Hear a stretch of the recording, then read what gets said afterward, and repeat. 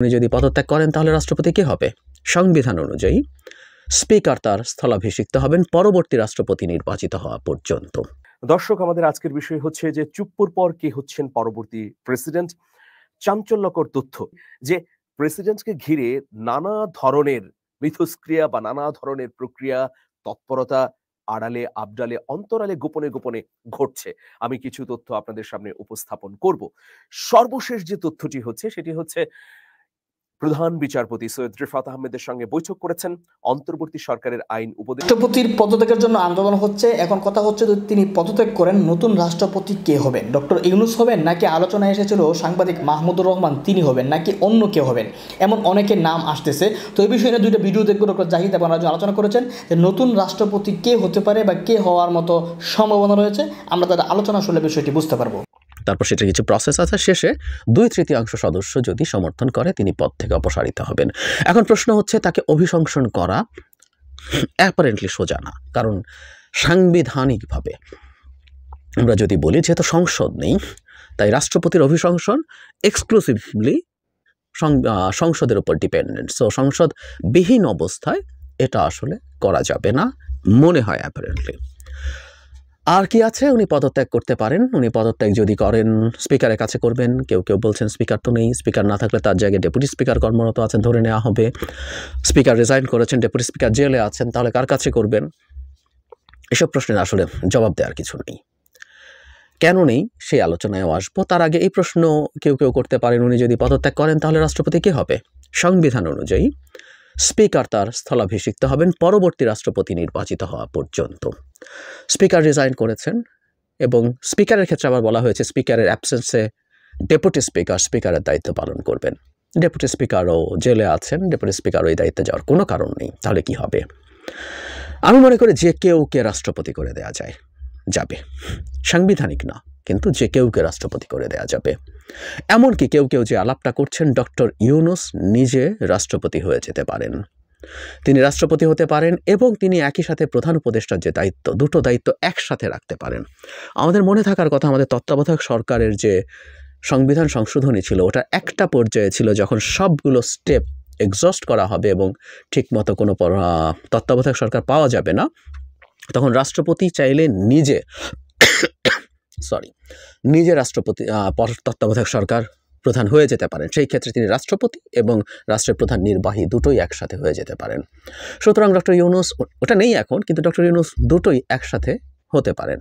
এখন যেটা হবে খুব স্বাভাবিক কথা, আমাদের সংবিধানে আমরা এখন যেভাবে আগাচ্ছি তার বহু কিছু আমাদের ভবিষ্যতে, আমাদের ৫ম সংশোধনী, ৭ম সংশোধনী হয়েছে, ১১শ সংশোধনী হয়েছে, যেগুলো আমরা আসলে আগে ঘটে যাওয়া অনেকগুলো ঘটনাকে রেট্রোস্পেকটিভ এফেক্ট দিয়ে বৈধতা দিয়েছি।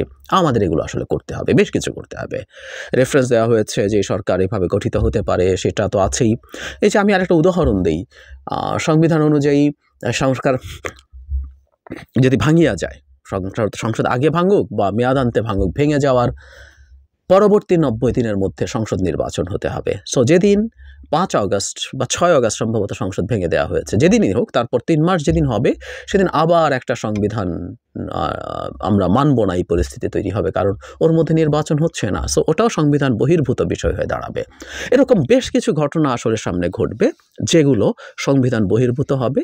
আমরা যদি সংবিধান নতুন করে লিখে না ফেলি তাহলে আমাদের এক্সিস্টিং সংবিধান, সেটা অ্যামেন্ডমেন্ট যদি করি, তার মধ্যে পরবর্তী সরকারকে একটা অ্যামেন্ডমেন্টের মাধ্যমে এই সময় ঘটা সবগুলো ঘটনাকে বৈধতা দিতে হবে।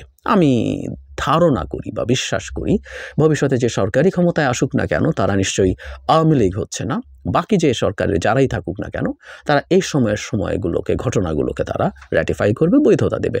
সুতরাং আমরা এখন কি করব, কে প্রেসিডেন্ট হবে, কি হবে না, এই আলাপগুলোর কোনো প্রয়োজন নেই, এটা একেবারে অর্থহীন। তাই আমি মনে করি সরকারের খুব দ্রুত জনাব চুপ্পুকে এই পদ থেকে অপসারণের পদক্ষেপ নেওয়া উচিত। তাকে আসলে পদত্যাগ করতেই বলা উচিত। তিনি সেটাই সবচেয়ে সহজ পথ। ওই যে উনি স্পিকারের কাছে দিলেন না, উনি কার কাছে দেবেন? কথার কথা যে উনি প্রধান বিচারপতির কাছে দিলেন, প্রধান বিচারপতির কাছেও যদি দেন, এটা সংবিধানে নেই, তারপরেও এটা আমরা র্যাটিফাই করব, এগুলো কোনো ব্যাপার না। আর আমি দেখেছি যে ছাত্র সমন্বয়করা আছেন, দেশের মানুষজনও আসলে জনাব চুপ্পুর আর এই প্রেসিডেন্ট পদে থাকাটা পছন্দ করছেন না।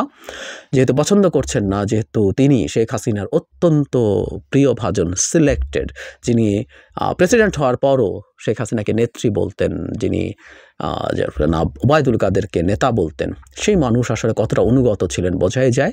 উনি কতটুকু হার্মফুল সেটা অন্য আলোচনা, কেউ কেউ সন্দেহ করেন তিনি হার্মফুল হতে পারেন। আমি তাত্ত্বিকভাবে বলছি তিনি যদি হার্মফুল নাও হয়ে থাকেন, শেখ হাসিনার একটা রেমনেন্ট এই জায়গায় থাকা কোনো মানে নাই।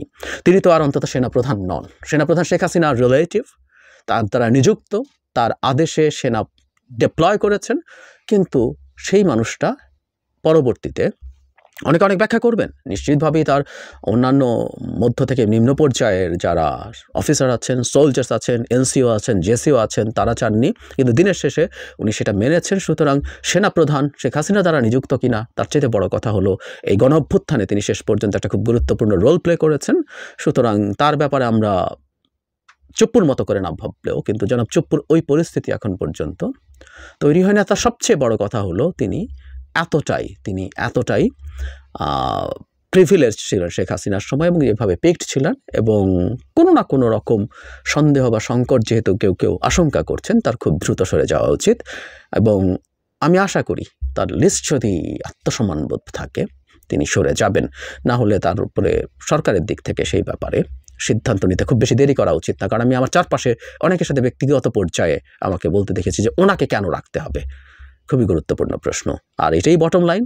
এই সংবিধান আমরা বহু বৈষম্য বিরোধী ছাত্র আন্দোলন 1 সপ্তাহের সময় বেঁধে দিয়েছে, আগামীকাল থেকে তারা আন্দোলনে নামছে বলেও ঘোষণা দেওয়া হয়েছে। প্রিয় দর্শক, প্রেসিডেন্ট শাহাবুদ্দিন চুপ্পুকে অপসারণের জন্য আজকে সারাদিন নানা ধরনের কর্মতৎপরতা হয়েছে। ছাত্রদের একটি অংশ কেন্দ্রীয় শহীদ মিনার চত্বরে যেমন জড়ো হয়েছে, আরেকটি অংশ আমরা দেখতে পাচ্ছি যে বঙ্গভবনের সামনে অবস্থান গ্রহণ করেছে। তারা আলটিমেটামের পর আলটিমেটাম দিয়েছে, সেখানে অবস্থান নিয়ে ঘোষণা দিয়েছে যে যদি খুব দ্রুততম সময়ের মধ্যে প্রেসিডেন্ট শাহাবুদ্দিন চুপ্পু পদত্যাগ না করেন, তাহলে তারা বঙ্গভবনে প্রবেশ করবে। সেখানে আইন শৃঙ্খলা রক্ষাকারী বাহিনীও সতর্ক অবস্থায় ছিল বা এই মুহূর্তেও আছে। একটা উত্তাল অবস্থা আমরা দেখতে পাচ্ছি। বিএনপি, জামাত, ইসলামী আন্দোলন থেকে শুরু করে অন্যান্য প্রতিনিধিশীল রাজনৈতিক দলগুলো কিন্তু ইতোমধ্যে বলেছে যে চুপ্পুকে সরে যেতে হবে। সুতরাং আমরা দেখতে পাচ্ছি যে প্রেসিডেন্টকে ঘিরে নানা ধরনের মিথস্ক্রিয়া বা নানা ধরনের প্রক্রিয়া, তৎপরতা আড়ালে, আবডালে, অন্তরালে, গোপনে গোপনে ঘটছে। আমি কিছু তথ্য আপনাদের সামনে উপস্থাপন করব। সর্বশেষ যে তথ্যটি হচ্ছে সেটি হচ্ছে প্রধান বিচারপতি সৈয়দ রিফাত আহমেদের সঙ্গে বৈঠক করেছেন অন্তর্বর্তী সরকারের আইন উপদেষ্টা অধ্যাপক ডক্টর আসিফ নজরুল এবং তথ্য উপদেষ্টা নাহিদ ইসলাম। তারা দুজন রুদ্ধতার বৈঠক করেছেন সুপ্রিম কোর্টে গিয়ে প্রধান বিচারপতির সঙ্গে। এখন প্রধান বিচারপতি অপসারণের জন্য দুটি পথ খোলা আছে। এর আগেও আমি আলোচনায় আপনাদেরকে বলেছি। প্রথমটি হচ্ছে নিজের ইচ্ছায় চলে যাওয়া, আর দ্বিতীয়টি হচ্ছে অভিশংসন। অভিশংসনের জন্য সংসদ প্রয়োজন। এই মুহূর্তে সংসদ বহাল নেই। অভিশংসন করতে হলে সংসদে রাষ্ট্রপতির বিরুদ্ধে অভিযোগগুলো উপস্থাপন করতে হবে।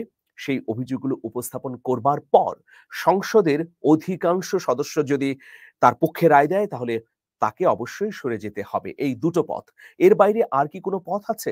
হ্যাঁ, আইন বিশেষজ্ঞরা আরো নতুন একটা পথের কথা বলছেন।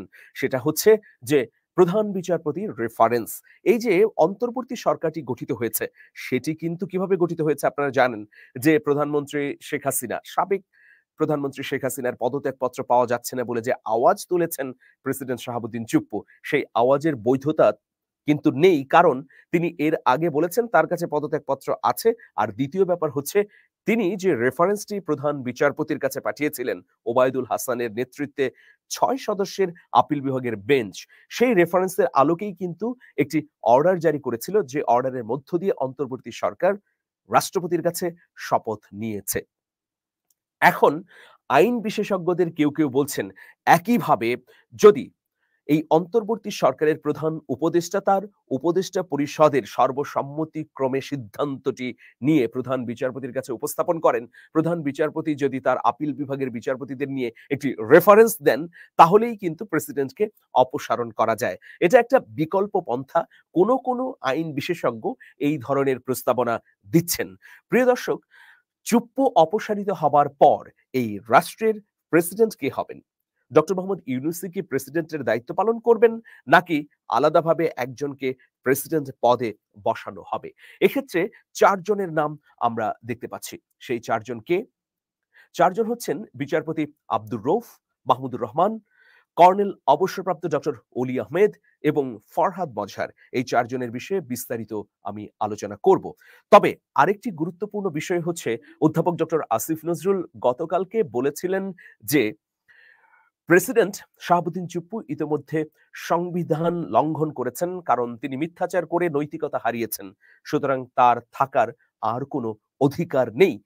আরেকটি বিষয় স্পষ্ট হয়েছে, প্রেসিডেন্টের দফতর থেকে যে বিজ্ঞপ্তিটি পাঠানো হয়েছে সেখানে কিন্তু প্রেসিডেন্ট স্পষ্টভাবে বলেছেন তিনি যা বলেছেন তা নিয়ে কোনো তার মধ্যে বিভ্রান্তি নেই, বরং জনমনে বিভ্রান্তি তৈরি করার একটা অপচেষ্টা চালানো হয়েছে। তিনি তার বক্তব্যের সংশোধনী কিন্তু দেননি। অর্থাৎ বরিষ্ঠ সাংবাদিক মতিউর রহমান চৌধুরীর কাছে তিনি যে বক্তব্যটি দিয়েছেন সেই বিষয়ে তিনি কোনো ধরনের সংশোধনী না দিয়ে বলেছেন যে বক্তব্য যা দিয়েছেন তার মধ্য দিয়ে জনমনে যেন বিভ্রান্তি তৈরি করা না হয় সেই বিষয়ে জনসাধারণকে সতর্ক থাকার আহ্বান জানানো হয়েছে প্রেসিডেন্টের প্রেস দপ্তর থেকে।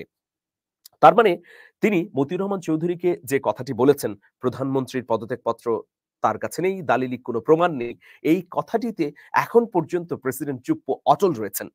আর ডক্টর আসিফ নজরুল বলেছিলেন যে তিনি যদি তার বক্তব্যে অটল থাকেন তাহলে সাংবিধানিকভাবে শপথ ভঙ্গ করেছেন, তার মানে নৈতিকতা হারিয়েছেন, তার মানে তাকে চলে যেতে হবে। এই বিষয়টি তিনি উত্থাপন করবেন প্রধান উপদেষ্টার নেতৃত্বে উপদেষ্টা পরিষদে। এরপর সম্মিলিত সিদ্ধান্ত নিয়ে তিনি একটি ব্যবস্থা গ্রহণের উদ্যোগ গ্রহণ করবেন, এমনটি বলেছেন অধ্যাপক ডক্টর আসিফ নজরুল। আজকে আমরা দেখছি যে প্রধান উপদেষ্টার দপ্তর থেকেও কিন্তু আসিফ নজরুলের এই কথার সঙ্গে একাত্মতা ঘোষণা করা হয়েছে। প্রেসিডেন্টের দুঃখিত, প্রধান উপদেষ্টার প্রেস সচিব অপূর্ব জাহাঙ্গীর একটি ব্রিফিং করেছেন। সেখানে তিনি বলেছেন যে ডক্টর আসিফ নজরুল যে মন্তব্যটি করেছেন প্রেসিডেন্ট সম্পর্কে সেই মন্তব্যের সঙ্গে পুরো একমত প্রধান উপদেষ্টা। তাহলে এখন তো ১৬ কলায় পূর্ণ হয়ে গেল, আর কোনো কিছুই বাকি থাকে না। তাহলে এখন অপসারণ ছাড়া আর তো কোনো উপায়ও নেই, পথও নেই। এখন অনেকে বলতে পারেন যে সাংবিধানিক কোনো পথ তো খোলা নেই। অন্তর্বর্তী সরকারের শপথের বিষয়টিও তো সংবিধানে অন্তর্ভুক্ত নেই। তাহলে কিভাবে হলো? সেটা যদি রেফারেন্সের মাধ্যমে হয় তাহলে এটাও তো রেফারেন্সের মাধ্যমে করা সম্ভব। এই যুক্তিটি কিন্তু অনেক বিশেষজ্ঞ দিচ্ছেন। এখন পরবর্তী প্রেসিডেন্ট কে হতে পারেন? প্রথম নামটি হচ্ছে বিচারপতি আব্দুর রউফ। আপনারা সবাই জানেন তিনি আপিল বিভাগের বিচারপতি ছিলেন। পরবর্তীকালে তাকে প্রধান নির্বাচন কমিশনার করা হয়। অত্যন্ত বর্ষীয়ান, সজ্জন, যোগ্য, দক্ষ একজন মানুষ। এই মুহূর্তে এই বাঙালি বা বাংলাদেশী জাতির যদি অভিভাবক খুঁজে বের করতে হয় তাহলে বিচারপতি আব্দুর রউফের মতো বলিষ্ঠ এবং বয়োজ্যেষ্ঠ ব্যক্তি কিন্তু খুঁজে পাওয়া দুষ্কর হবে। তিনি সর্বগ্রহণযোগ্য, তিনি রাজনীতির ঊর্ধ্বে সামাজিক কর্মকাণ্ডের সঙ্গে যুক্ত। সুতরাং এই অন্তর্বর্তী সরকার পরবর্তী প্রেসিডেন্ট হিসেবে বিচারপতি আব্দুর রউফকে চিন্তা করতেই পারেন। এরপরে যার নামটি আসছে তিনি হচ্ছেন মাহমুদুর রহমান। এটি নিয়ে আমি এর আগেও আলোচনা করেছি যে মাহমুদুর রহমানকে অনেকেই চাচ্ছেন যে প্রেসিডেন্ট পদে বসানো হোক। মজলুম এই সাংবাদিককে প্রেসিডেন্ট পদে বসানোর ক্ষেত্রে ডিপ স্টেট বলি, ছাত্ররা বলি বা অন্যান্য রাজনৈতিক দলের পক্ষ থেকেও নেতিবাচক কোনো দিক নেই। কিন্তু একটি বিষয় রয়েছে যে তার বিরুদ্ধে ৭ বছরের সাজা আছে। সেটিকে কিভাবে বৈধতার মধ্যে রেখে তাকে প্রেসিডেন্ট করা যাবে এটা নিয়েও নানা ধরনের প্রশ্ন উত্থাপিত হচ্ছে। এরপরে যিনি রয়েছেন তিনি হচ্ছেন অবসরপ্রাপ্ত কর্নেল ডক্টর অলি আহমেদ। তিনি লিবারেল ডেমোক্রেটিক পার্টির চেয়ারম্যান। লিবারেল ডেমোক্রেটিক পার্টির চেয়ারম্যান হিসেবে ইতোমধ্যে অবসরপ্রাপ্ত কর্নেল ডক্টর অলি আহমেদ ঘোষণা দিয়েছেন যে তিনি আগামীতে আর কোনো নির্বাচন করবেন না। তিনি হয়তো তার দলের পদে থাকবেন কিন্তু কোনো ধরনের নির্বাচন এবং ক্ষমতা কেন্দ্রিক কর্মকাণ্ডের সঙ্গে যুক্ত থাকবেন না বলে প্রেস ব্রিফিং করে ঘোষণা দিয়েছেন। এই প্রেস ব্রিফিংটির পরেই কিন্তু নানা ধরনের আলোচনা শোনা যাচ্ছে কর্নেল অবসরপ্রাপ্ত অলি আহমদ বীর বিক্রমকে ঘিরে। তিনি গৌরবান্বিত মুক্তিযুদ্ধের অসীম সাহসী একজন মুক্তিযোদ্ধা, চট্টগ্রামে মুক্তিযুদ্ধে বা সম্মুখ সমরে যে অবদান বা ভূমিকা তিনি রেখেছেন তা অবিস্মরণীয়। জাতি চিরদিন তাকে স্মরণ করবে। সুতরাং এই বাংলাদেশী জাতি, বাংলাদেশী মানুষের জন্য অভিভাবক হিসেবে, প্রেসিডেন্ট হিসেবে কর্নেল অবসরপ্রাপ্ত ডক্টর অলি আহমেদের নাম যদি সামনে রাখে বা অগ্রাধিকার ভিত্তিতে জাতির সামনে উপস্থাপন করা হয়, তাহলে অনেকের কাছেই সেটা গ্রহণযোগ্য হতে পারে। আরেকটি নাম আমরা দেখতে পাচ্ছি যে ফরহাদ মজহার। এই অন্তর্বর্তী সরকারের ভিত বা বুনিয়াদ তৈরির ক্ষেত্রে তিনি গুরুত্বপূর্ণ ভূমিকা পালন করেছেন। আপনারা জানেন ছাত্ররা যেভাবে সংগঠিত হয়েছে, যে কর্মকৌশলে এগিয়ে গেছে, আজ থেকে ১ বছর আগে সেই পরিকল্পনা কিন্তু ফরহাদ মজহারের মাথা থেকে আসে। তিনি গণ অভ্যুত্থান শিরোনামে একটি বইও লিখেছেন, যে বইয়ের মধ্যে কর্মকৌশলগুলো বর্ণনা করা আছে। একই কর্মকৌশলে বৈষম্য বিরোধী ছাত্র আন্দোলন এই আন্দোলনটিকে তুঙ্গে নিয়ে গেছে। নানা ধরনের নাগরিক আন্দোলন, তরুণদের মধ্যে অনুপ্রেরণা যোগানোর ক্ষেত্রে ফরহাদ মজহার অবশ্যই অগ্রগামী। তিনি রাষ্ট্রচিন্তক, ভাবুক, কবি। এছাড়া আরো অন্যান্য ক্ষেত্রে তার অবদান রয়েছে। যদিও লালন সংক্রান্ত বিষয় নিয়ে অনেকের মধ্যে উষ্মা আছে ফরহাদ মজহারকে ঘিরে, সেটা তাদের বিষয়। কিন্তু সামগ্রিকভাবে আলোচনা করলে ফরহাদ মজহারের নামটিও প্রেসিডেন্ট এর তালিকায় রয়েছে। কিন্তু আরেকটি বিষয় সামনে এসেছে, তিনি যেহেতু এই অন্তর্বর্তী সরকার নিয়ে প্রতিনিয়ত সংশোধনমূলক বক্তব্য উপস্থাপন করছেন। ৫ই আগস্ট গণ অভ্যুত্থানের পর ৮ আগস্ট যে সরকারটি গঠিত হলো, তারপর থেকেই তিনি কিন্তু বলছেন যেভাবে এই অন্তর্বর্তী সরকারটি গঠিত হলো সেটা আসলে যথাযথ হয়নি, বরং বিপজ্জনক একটি পথে পা দিয়েছে এই সরকার। বিপ্লবী সরকার হিসেবে প্রতিষ্ঠিত হবার কথা ছিল গণ অভ্যুত্থানের পর এই সরকারটিকে, কিন্তু সেটা না করে পুরনো ফ্যাসিবাদী সংবিধানের আলোকে শপথ নিয়ে অনেকগুলো বিপদের মুখে পড়েছে এই সরকারটি। ফরহাদ মজহার বলছেন যে ইতোমধ্যে স্পষ্ট হয়ে গেছে যে সরকার বিপদের মধ্যে পড়েছে। এখন খুব দ্রুততম সময়ের মধ্যে এই বিপদটি কাটিয়ে উঠতে সাংবিধানিক পথ খুঁজে বের করতে হবে। এই কথাগুলো ধারাবাহিকভাবে ফরহাদ মজহার বলছেন। সুতরাং যেহেতু তিনি সংশোধনীমূলক বা এই সরকারকে বারবার সতর্ক করছেন, এই রকম একজন সতর্ককারী ব্যক্তিকে প্রেসিডেন্ট করা হবে কিনা সেটি নিয়েও ডিপ স্টেট এবং ছাত্রদের মধ্যে নানা ধরনের গুঞ্জন এবং আলোচনা রয়েছে। যাই হোক প্রিয় দর্শক, আমি ৪ জনের নাম আপনাদের সামনে উপস্থাপন করলাম। বিচারপতি আব্দুর রউফ, সাংবাদিক মাহমুদুর রহমান, রাজনীতিক।